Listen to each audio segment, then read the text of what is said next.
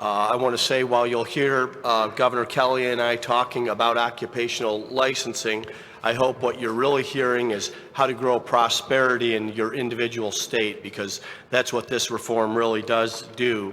In Arizona, we've worked hard to make our state a land of opportunity for all. We've been fighting for occupational licensing reform for years.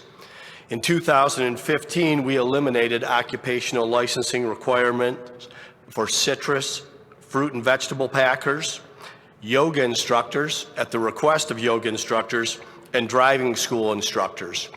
In 2017, we waived licensing fees for people earning less than 200% of the federal poverty level. And we were proud that last year, Arizona led the nation in lifting people out of poverty, and we believe that that policy had a place in that good result. So several years ago, we wanted to expand this even further.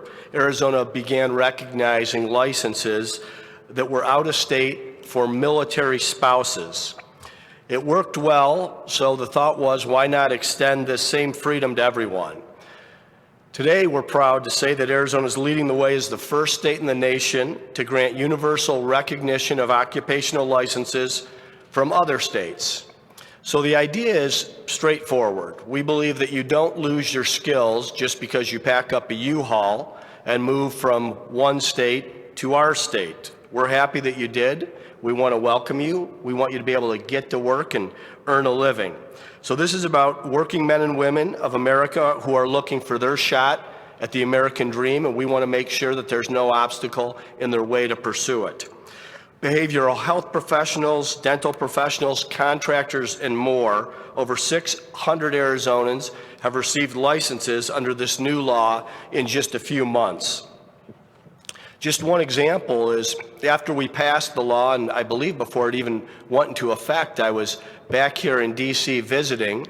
Arizonan came up to me in the airport, introduced himself, and was thrilled about the law, but didn't think that it would support the license that he had. I asked him what his license was, and he said it was he was a certified public accountant.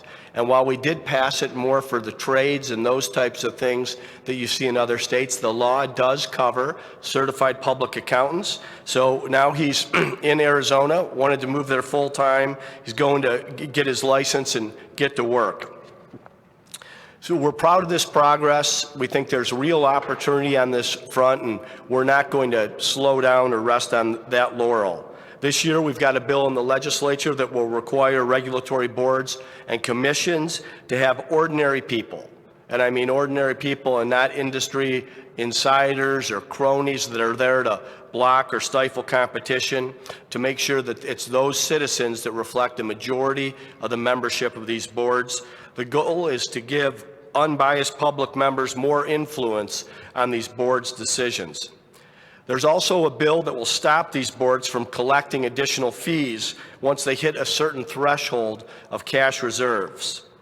We have some of our boards stockpiling millions of dollars in cash while still collecting fees on hardworking Arizonans, and we want that to end. And we are going to waive occupational licensing fees for our military heroes and their spouses. Just as Arizona, at this same setting over other NGA meetings, has been able to glean so many great ideas from other states over the years, even though I believe this is a competitive advantage for Arizona in terms of population growth, I'd like to see every other state apply it, because I think it will help the prosperity of our nation and allow people with skills to get to work without obstacles in their way. This is something I think you'll find broad bipartisan support for. That's what we found in Arizona.